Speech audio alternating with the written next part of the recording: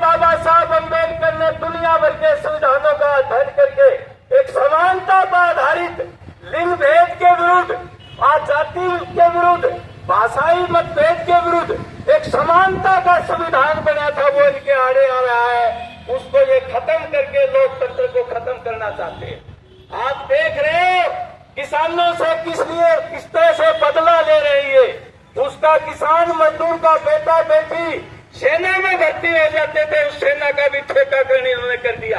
किस तरह से लखीमपुर खीरी में निहत्थे किसानों को इनके लोगों ने गाड़ियों से कुचल दिया। हम भूल नहीं सकते उसको, किस तरह के लखीमपुर खीरी में किसानों को गाड़ियों से कुचला और उसको दोबारा टिकट दे रहे हैं।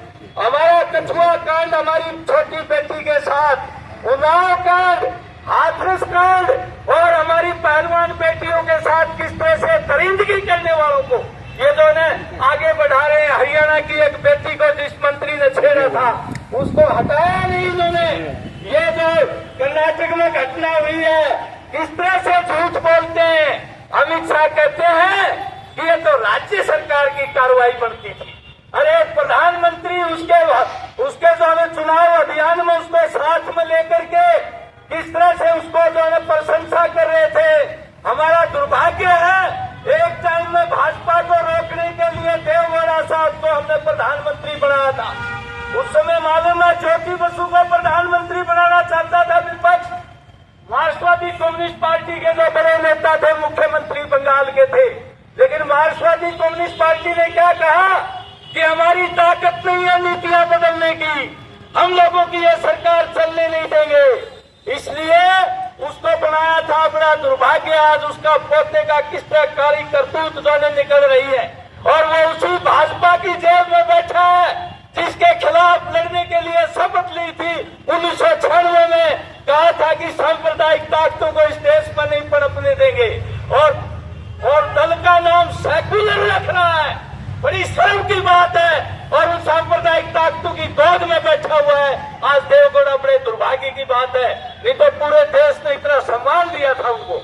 इसलिए साथियों, आज जो लड़ाई है वो लड़ाई है, ये लोग हमने जो हासिल किया था, मजदूरों ने, किसानों ने बड़े बड़े संघर्ष करके, जनता ने बड़ी बड़ी लड़ाइयां लड़ करके आजादी हासिल की थी। आजादी के बाद जो विकास कुछ हद तक किया था, डेमोक्रेसी स्थापित की थी, आज उसको ये बदलना चाहते हैं। पूंजीवाद, जो पूंजीपति वर्ग है उसकी गुंडागर्दी और एक तरफा लूट का राज कायम करना चाहते हैं देश में। ये साथियों, आज बड़ी भारी चुनौती है। हमें मालूम है कि जिन पार्टियों का हम समर्थन कर रहे हैं, हमें मालूम है वो भी पूंजीवादी पार्टी है, लेकिन देश में मजदूर वर्ग अपने हकों के लिए लड़ाई लड़े, एक डेमोक्रेसी हो, अपनी आवाज को उठाने की स्वतंत्रता हो। इसलिए हम डेमोक्रेसी को ये खत्म करना चाहते हैं, उसको बचाना चाहते हैं, संविधान को बचाना चाहते हैं। ये हमारे कम्युनिस्टों की पहली प्राथमिकता है और देश में ये भ्रष्टाचार के विरोध की बात करते हैं। अरे पूंजीपतियों को डरा के, धमका के, ठेके दे करके इन्होंने 8,350 करोड़ रुपए नगद लिए। ये तो जेल में होने चाहिए थे। इतना बड़ा भ्रष्टाचार किसी पार्टी ने नहीं किया आजादी के बाद।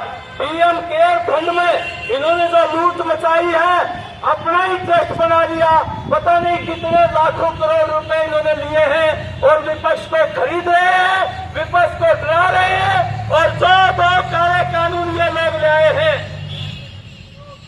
यूएपीए और जो ने पीएमएलए, उनको डरा के जेलों में डाल रहे हैं, स्वतंत्र पत्रकारों को जेलों में डाल रहे हैं। आजादी नाम की कोई चीज नहीं है, सरकारें तोड़ रहे हैं, एमएलए को खरीद रहे हैं, एमपी को खरीद रहे हैं। ये हालात उन्होंने पैदा कर दिए। साथियों, आज देश बड़ी चुनौतीपूर्ण स्थिति से गुजर रहा है, इसलिए हमें इकट्ठे होकर के हमारी पहली प्राथमिकता ये है कि बीजेपी को हराया जाए और उसी गठबंधन को जिता जाए जो देश में बीजेपी का एक धर्मनिरपेक्ष लोकतांत्रिक विकल्प होगा। तभी हमारे अधिकार बच पाएंगे, मजदूर वर्ग के अधिकार बच पाएंगे, तभी हम अपनी आगे की लड़ाई लड़ पाएंगे। आज परियोजना वर्कर इंतजार कर रही है कि इनको पक्का किया जाए, न्यूनतम वेतन दिया जाए, पुरानी पेंशन बहाल हो। कच्चे कर्मचारी इंतजार कर रहे हैं, उनको पक्का किया जाए, महकमों के जो 30 लाख से ऊपर सेंट्रल गवर्नमेंट के और राज्य सरकारों के पद खाली पड़े वो भरे जाए। इसी आदमी ने आज ये बोल रहा है कि पूछना चाहते हैं कि मोदी साहब 2014 में 15 लाख रुपए की गारंटी दी थी, काला धन लाएंगे। वो बाबा जी भी बड़ी बात करते थे, आज तुम कह रहे हैं कि वो जो करो फालतू बात ना करो, ये काला धन लाएंगे। वो कहा है 15 लाख रुपए किसानों की आय दुगनी करने की बात करते थे, कहाँ दुगनी हुई? 2 करोड़ रोजगार देने की बात करते थे, आज 20 करोड़ लोगों को रोजगार मिल जाता अगर वो 2 करोड़ अपना वादा पूरा करते। हमें विश्वास नहीं है ये आदमी प्रधानमंत्री के भी लायक नहीं है। अमर्यादित भाषा बोलता है, संविधान की शपथ लेकर के एक समुदाय के खिलाफ जहर उगलता है ये आदमी, ये प्रधानमंत्री के लायक नहीं है। देश में हमारे प्रधानमंत्री हुए पंडित जवाहरलाल नेहरू, लाल बहादुर शास्त्री और इंदिरा गांधी, एक समय में ठीक है तानाशाही स्थापित की थी, हमने उसको स्थापित नहीं होने दिया, लेकिन उनका क्या मुकाबला करेगा ये प्रधानमंत्री? वीपी सिंह जैसे लोग हुए जिन्होंने इस देश की अनेकता के लिए बड़ा भारी काम किया था, देश को एक रखने में उसकी धर्मनिरपेक्षता जो संस्कृति है, जो देश की जो एकता टिकी हुई है, उसको आगे बढ़ाने में काम किया था। ये इसका एजेंडा, आरएसएस का एजेंडा विभाजनकारी है, देश को एक धर्म की तानाशाही में बदलने का है, लोकतांत्रिक अधिकारों को खत्म करने का है। साथियों, इसको हम करने नहीं देंगे। और अब इंडिया गठबंधन और भाजपा का मुकाबला है। इंडिया गठबंधन अपने जिले में निश्चित तौर पर जीतेगा और भाजपा को हराएंगे। साथियों, ये बदला लेंगे। हमारे साथ क्या किया था? योजना वर्करों को लाठी चार्ज करके पंचकुला नहीं जाने दिया था, आंगनबाड़ी को नहीं जाने दिया था और आशा वर्करों को नहीं जाने दिया था, किसानों को नहीं जाने दिया था।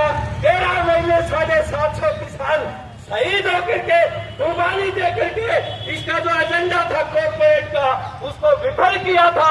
इसलिए साथियों, ये जो चुनौती है, मई दिवस पर हम शपथ लेते हैं कि पूंजी की दादागिरी नहीं चलने देंगे। श्रम का अधिकार है, उसका अधिकार है, वो काम करता है, उसको काम के दाम मिलने चाहिए, उसको रोजगार मिलना चाहिए। इसके लिए हम काम करेंगे। आपने मुझे समय दिया, बहुत बहुत धन्यवाद आपका। हमारी पार्टी की तरफ से, CPIM की तरफ से मई दिवस को लाल सलाम और